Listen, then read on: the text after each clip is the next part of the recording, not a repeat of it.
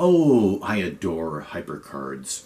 I love them so much that back in 2006, I published the Hypercard project, the definitive work on this wondrous, impossible object. So today I thought I'd share with you my collection of Hypercards. But a bit of history is in order, perhaps. Carl Fulves first published the Hypercard as a problem in the August 1975 issue of Paul Bear's Review. When I read it, my brain box burst. I couldn't believe it. I was stunned. I wasn't familiar with topological magic at the time, and I was just riveted. And I had to wait 3 years until he finally published the solution to the problem in the Chronicles in 1978. I fell in love with it. I've been in love with it ever since. My only potential concern was that the impossible image itself may cause astute laymen to ponder orientation issues that may allow them to unravel the mystery.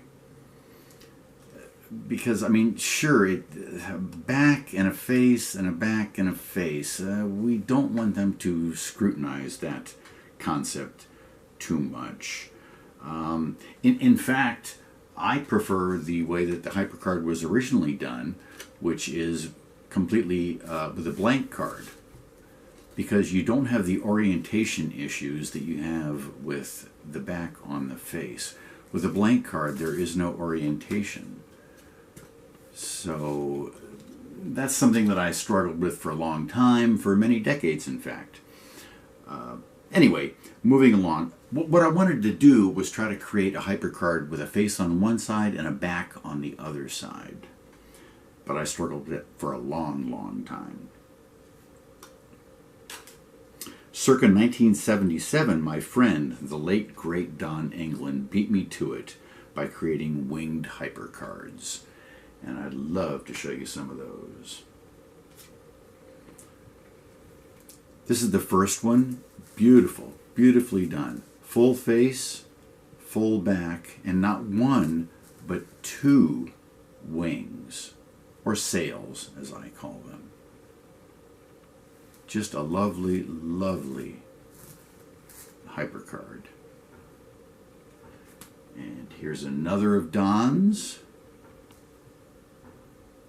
Beautiful stuff. Beautiful stuff. Full face, full back. And everything lines up just the way it should on both sides. Great stuff. Great stuff. And finally, this version. Just beautiful. Beautiful, beautiful. Everything lines up perfectly in all dimensions, and yet it still has a face and a back. Love it. Love it. In 1992, Martin Gardner published Fractal Music, Hypercards, and more. He described how to create a Hypercard out of any continuous band. So, here is my handiwork with a band cut from a paper bag. And I hope you can see this. I don't know how well it's going to read, but here we have two Hypercards on either side of a continuous band. A lovely, lovely little thing. And you can make these out of any kind of continuous bands. You could cut a band out of a can of beer. You could use a toilet paper roll if that is your scatological kink. Just a great idea. I hope that stimulates you. Very, very, very inspiring stuff. Moving on to 2004. Wesley James published enchantments that included his terrific routine Hyperwarp.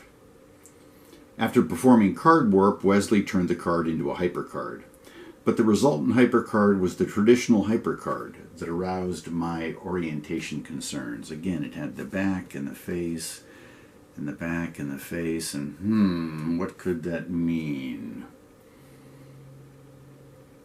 So finally, in 2006, I created Son of Hyperwarp. Where is it? Where are you, baby? There she is.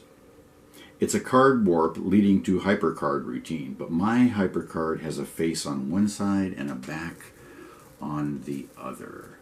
And everything matches up. Faces, faces, backs, backs. And what I'm really, really proud of the fact that it maintains the card warp aspect of the routine in the sail, because the sail is actually, as you can see, warped, and you can feel the scar, as I call it, from where it was during the card warp phase of it. So that is my Son of Hyperwarp card, and it pleases me greatly.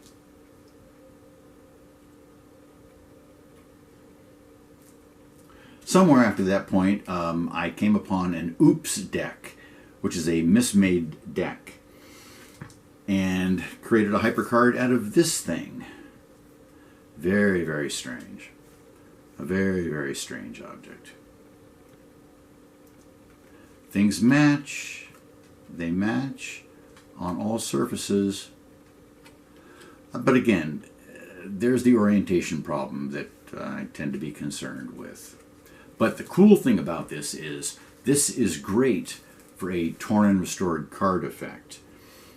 Do a torn and restored card effect and actually wind up with a mismade card.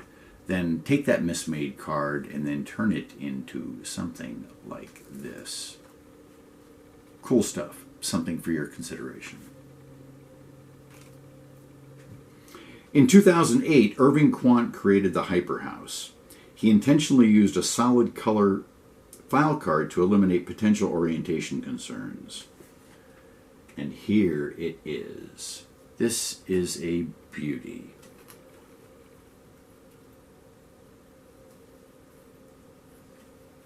I hope that looks as good to you as it does to me live here. There's a shot of it. Let's give you a shot that way.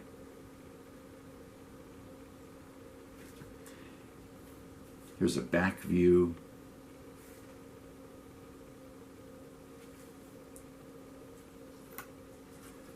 Just lovely. Just a lovely, lovely thing. 3 Hypercards in one.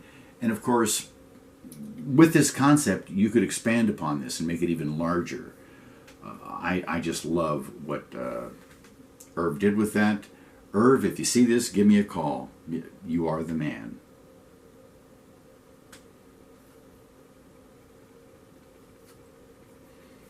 And finally, in 2019, I published Hypercase, in which I describe how to convert a regular card case into an impossible Hypercard case that looks something like this. Again, the thing that I like is that although we have the Hypercard effect on the face, all the other surfaces of the deck are normal. So we have the sail, the face, the back, but everything else looks like a normal deck of cards. So that is Hypercase. So there we have a brief tour of my collection of Hypercards. I hope you found them interesting. If so, please subscribe to my channel. There are more videos coming. Thanks, folks. See you next time.